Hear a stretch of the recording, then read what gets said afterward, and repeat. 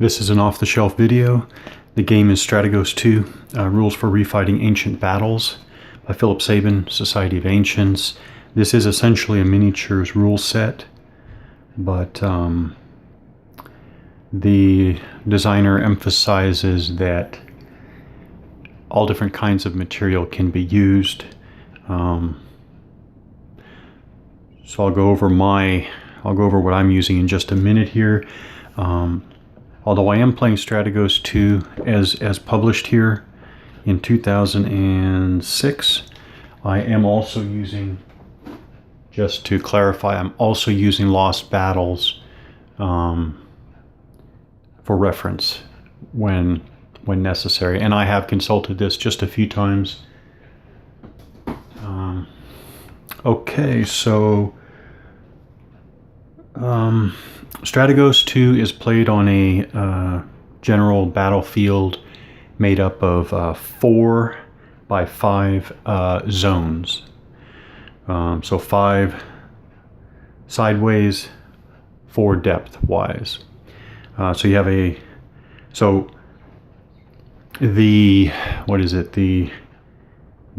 10 areas on one side of the board define one side's battlefield area, and the 10 zones on the opposite define the opposite player's zones. So this is the Battle of Cannae. We have the Punic army in blue. We have the Roman army in red. So just battlefield wise, this, by the way, is heavy packing paper that I'm using for the battlefield. I've marked off in tiny little pencil cross marks. I've defined my zones that way. So my zones are defined by these tiny little penciled cross marks. Okay, so this is the front center of the Punic line. Left center, right center, then you have right center, forward, yeah. This is the Punic. Let's see how they define it. Okay, yeah, center, okay. This is the Punic center opposite the Roman center. Then you have the rear, so this is the Punic rear. Then you have the Punic right center, left center, right flank, left flank, and they call this the right wing or rear right, and the rear left called the left wing. Okay.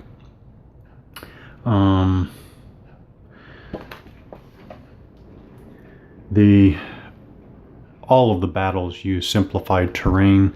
So we've got a river traveling through these areas, not along the border, but through the areas.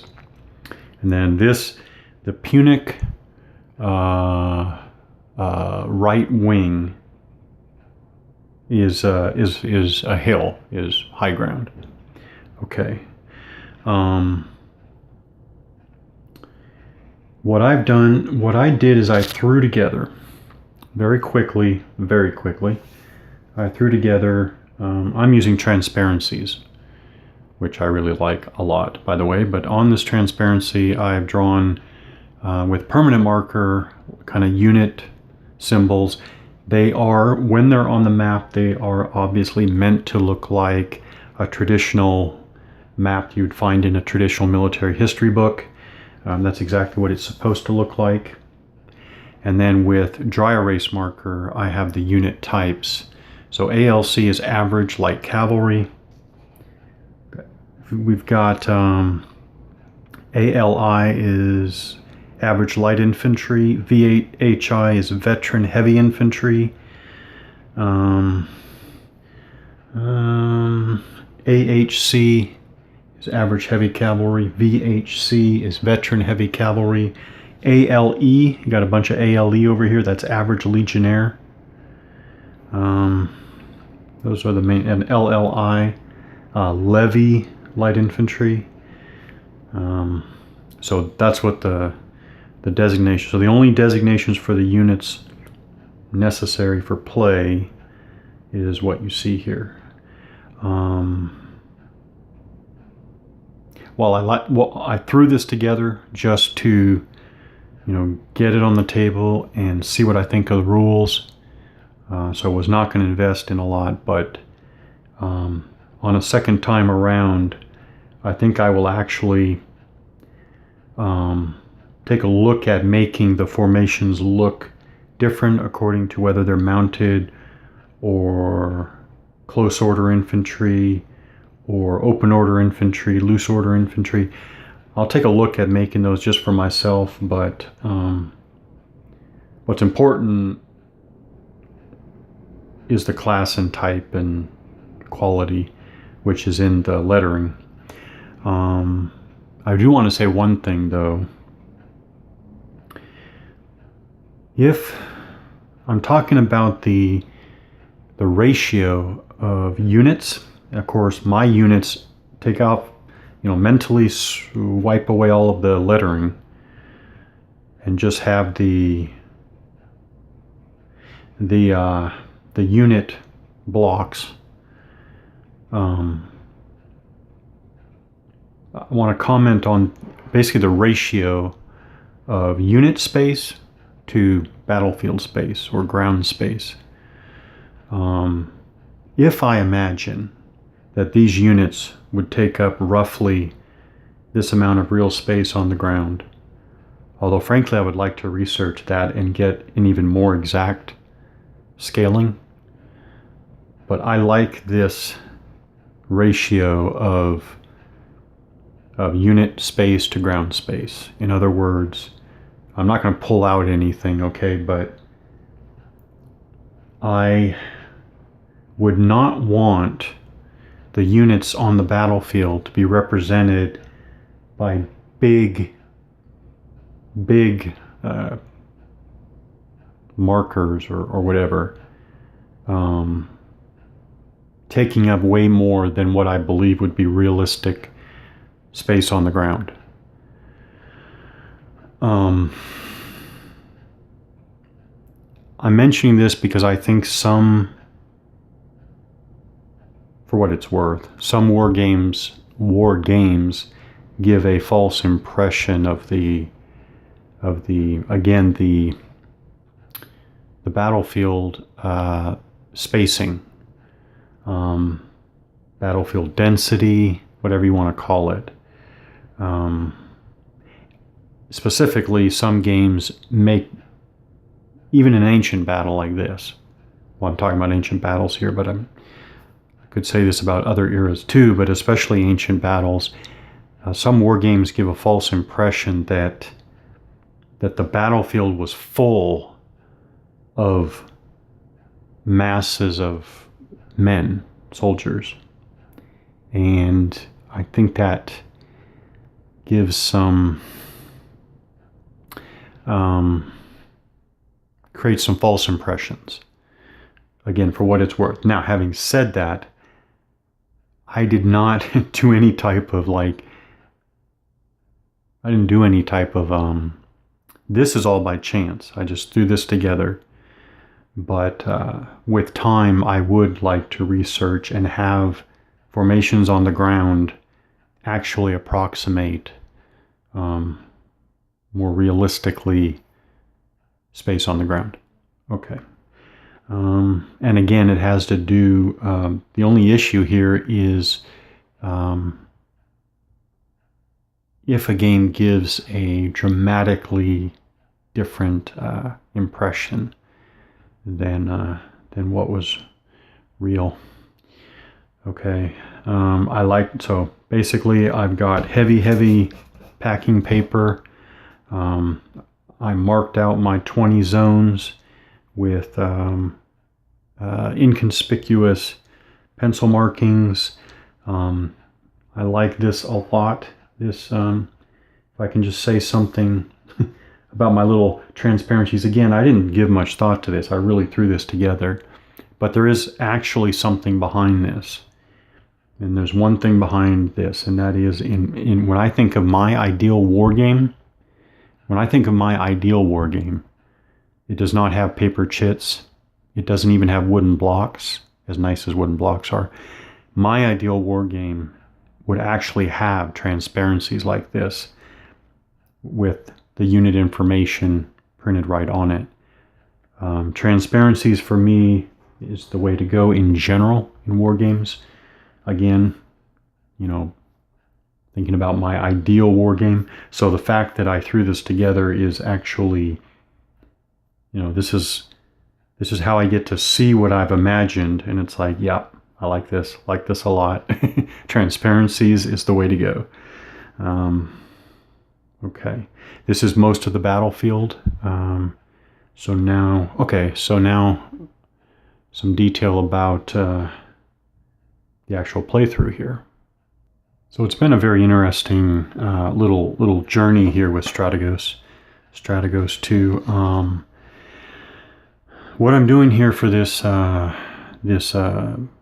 off-the-shelf series is I am obviously walking through the example of play given in the rule book. It's the first 4 turns of Cannae, Battle of Cannae. And the first video covered the first 2 turns. So I'm following this exactly. I'm making the exact same moves. You know, even though I may roll the dice, I'm changing the results to match what's given in the example of play. Needless to say, I'm very glad that I did it this way. The other option I was thinking of is to grab one of the first battles that, I don't know, that I don't think I would have been interested in starting with Marathon, but maybe Platea or maybe Delium, Mantinea. So my other option was to start with one of the battles and try to walk through. I'm glad I did not do that. I'm glad I started with the example of play, the full text example of play given. I'll just say that the last video, the first video in the series, was an interesting experience. I felt like, even though I was following the example of play, I still felt like I often didn't have a good handle on what was happening and why. And when I was done with the play session, I was scratching my head, not really, scratching my head about, okay. I definitely dove into I felt like I, so to speak, jumped into the deep end of the pool. But that was the other day. What I did is I skimmed the rules again, which helped a lot. And I did do some online reading. Not a lot, a little bit. Okay. Skimming the rules tells me, and by the way, again and again I keep coming back to thinking that I think of Bonaparte at Marengo. I think of those games that really, I don't know that they break the mold in war game design, but they are their own mold. And I'm not saying that, Philip Sabin didn't grab a ton of ideas from other war games in designing this. Maybe he did, maybe he didn't, but it doesn't show. The game comes across as highly original. Let's just put it that way, highly original. And I should point out, I think Sabin has been involved in designing Ancients war games rule sets over a long period of time. I think, as I understand it, there was a very early rule set titled Phalanx. Then there was a number of years later, there was Legion. Several years later, Strategos, the first edition. A couple years later, this second edition came out. Several years later, Lost Battles came out in book form. A few years later, Lost Battles in full tabletop board game format. So there is at least a general evolving core design model here, which is nice, and it shows basically. Okay, being a highly original design. You can jump in, like I did. You can jump in. But my point is, this is the type of rule set. This is a complete model. All the pieces fit together. This is not really the rules themselves are not layered. This is a complete whole. And so given that, this is definitely the type of rule set that you're going to want to read through once at the very beginning, cover to cover, and then go back and dig into it. Yeah, it's just that. Now, related to that, I would say that this game really strikes me as a game that, to use somewhat of a cliche, this is a game that isn't too hard to figure out how to play, probably pretty hard to master. But a better way to put it, I think, is that this is the type of game that I think you're going to want to invest the time to learn how to play, and then play it regularly. And related to that, which is a huge, huge plus, although of course I'm speculating, but I am speculating that this is the type of game that that can provide, it can provide lots of insight over time with repeated play. And it's, I think it is, well, if you want to talk about breadth and depth, breadth, it's not very wide. Breadth, it's not very wide, but I think it's very deep. I do think it's a deep design while not being especially broad. Related. Okay. Not sure I remember exactly where I left off, but I do want to talk about the rules presentation. Again, Strategos 2 is the subject of this series. However, in my experience over the last, since my last play session, the rules as presented, and let me just grab it since it's handy, the appendix in the book Lost Battles that has the rules, I have to say that in my experience, they are presented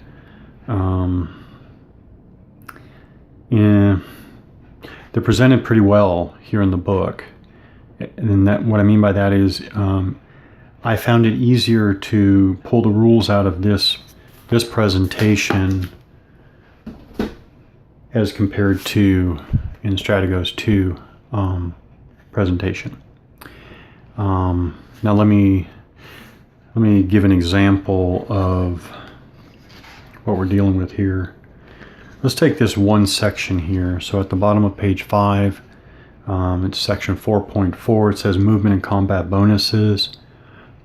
Okay, so it's important to understand that this rule set it's not DBA style,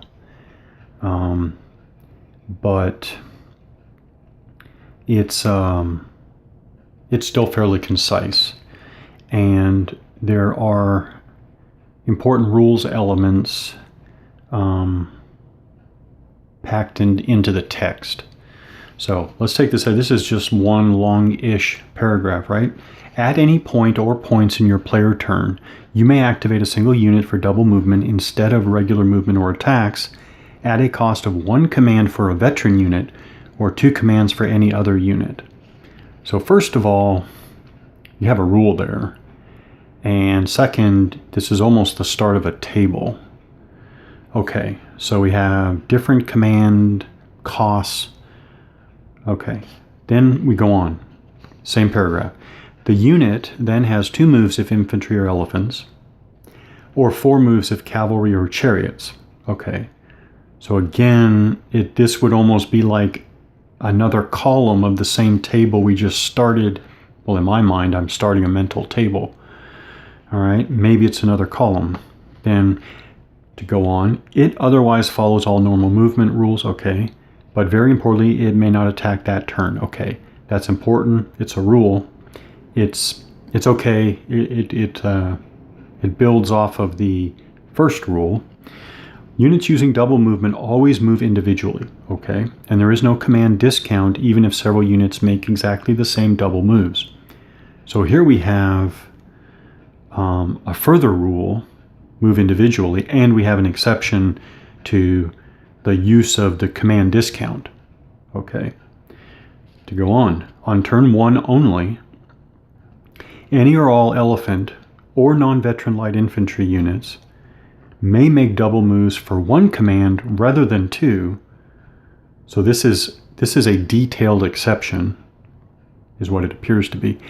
But they are not then entitled to the free turn discussed in 5.3, which luckily is just the next page here, free facing changes, okay. So may only move straight forward to screen the main line. So right there is some very important rules information right there in the center of the whole block paragraph text. An alternative use for commands is to give attack bonuses. Okay, so this would really be like a subsection, right? Now we're talking, before were movement bonuses, and now we have combat bonuses. An alternative use for commands is to give attack bonuses. Just before rolling the dice for a unit's attack, you may give a +1 attack bonus to the dice roll at a cost of 1 command for a light cavalry unit, or a lead unit of veterans, or 2 commands for any other unit, right? Again, somewhat of table-like information. These rules allow you to boost the movement. Okay, and then there's kind of some rationale. So this is what I mean by, in one block text, multiple rules, maybe at least 2 cases, at least 1 if not 2 exceptions, and probably some information that could also be presented in an accompanying table, which, by the way, I should have, before I even started all of this, I should have made sure that there actually wasn't a table somewhere, but I don't remember seeing one. So, yeah. So if there is somewhere officially a table for this, okay. Okay, so this is an example of really the rules throughout. This is what I mean by the rules are all here, but it's not a hard or complex game, but it takes close study and close attention. I agree with those, by the way, who say that Strategos 2 is a game that has a steep learning curve. It requires repeated plays to see and fully understand the implication, especially of the interaction of many different rules and details. However, I will also say that, like BAM, Bonaparte at Marengo, which I have seen, I don't have a lot of gaming experience, but I do have enough experience to have seen some gamers pick up BAM really quickly, and others, of course, struggle for a while to kind of get it. So I'm going to guess that there will be some gamers who take to Strategos 2 quicker and quite a bit easier than others. To build on that, by the way, I want to say that it's been my impression, the little bit that I've picked up looking around for what has been said about Strategos 2 / Lost Battles, it appears that old-time wargamers, old-time board wargamers, not necessarily miniatures players, but old-time, very experienced, 30, 40-year veteran Hex Encounter board gamers seem to have frustrations with this game design that others don't. I find that interesting. I don't know what to say about it, but I don't know what to say other than having played, and I'm just going to pull something off the top of my head, not knowing firsthand myself at all, but I think decades of experience playing SPIs, ancient battles, flat trays, or whatever, I don't think is going to help you here. It's not going to help you here, and it may actually make the learning of Strategos 2 more difficult, more frustrating. Not necessarily more difficult, but maybe more frustrating. I should say at this point that the game is getting under my skin in a good way. Or maybe I should say it is lodging itself in the back of my mind in a good way. Probably primarily the kind of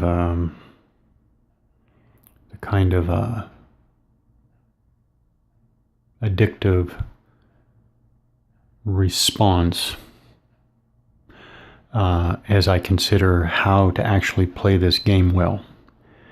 All right, I won't say anything more about that. I'm just taking my first taste of it, but I did want to come out and say clearly, yeah, I'm really liking what I'm seeing.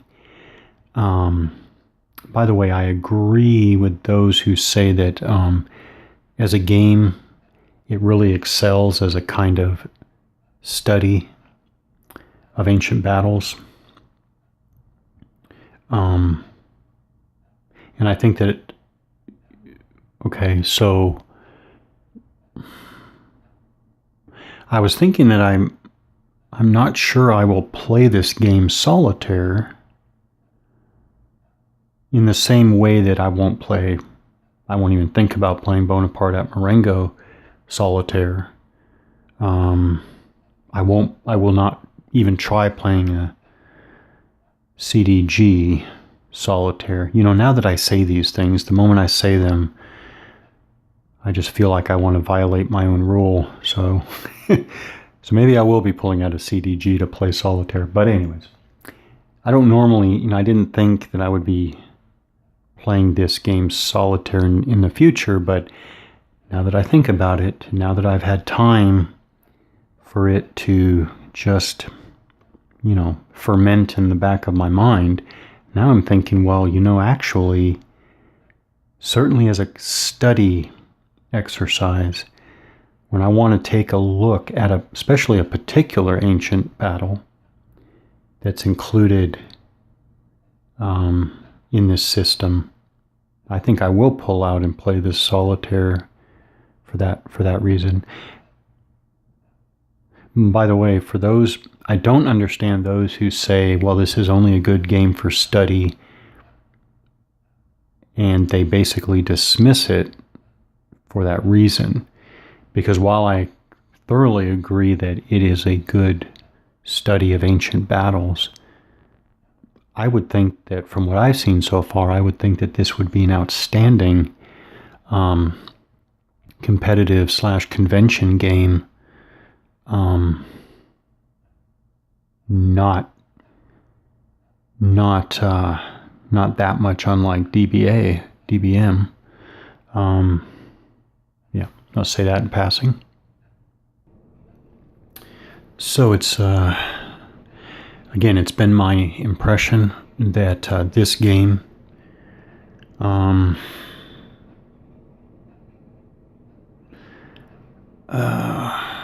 challenged some widely held wargamer beliefs, perceptions, perspectives. And all I'm going to say is I think that's a good thing. I think that's a very good thing. I think that war games should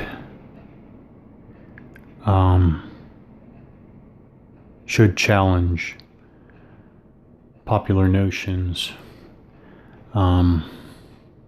or just challenge some widely held perspectives and impressions. There's nothing.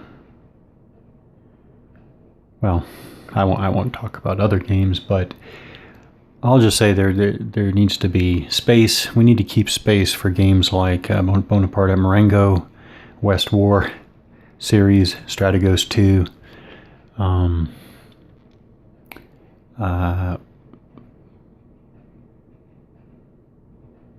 Yeah. So finally, bottom line, Strategos 2 produces something that looks like an ancient battle to me. I say that because among those wargamers who just couldn't bring themselves to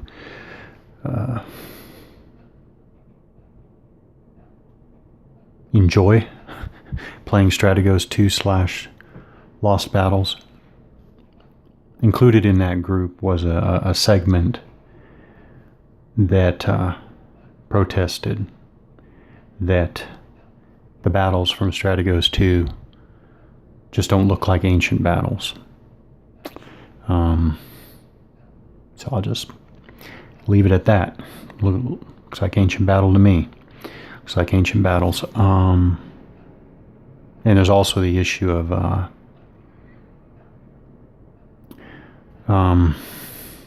those who were especially disappointed with the design, saying something to the effect that the combat wasn't ancient-like.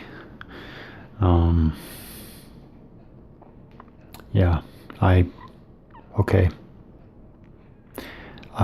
One, I don't share both of those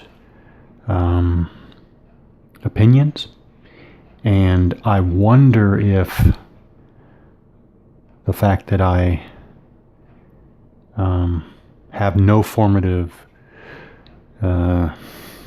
significant formative experience with war games earlier in life, whether that doesn't make it easier for me to just accept the design here as is, with the many rationales given not only in the rule set here but in the Lost Battles book.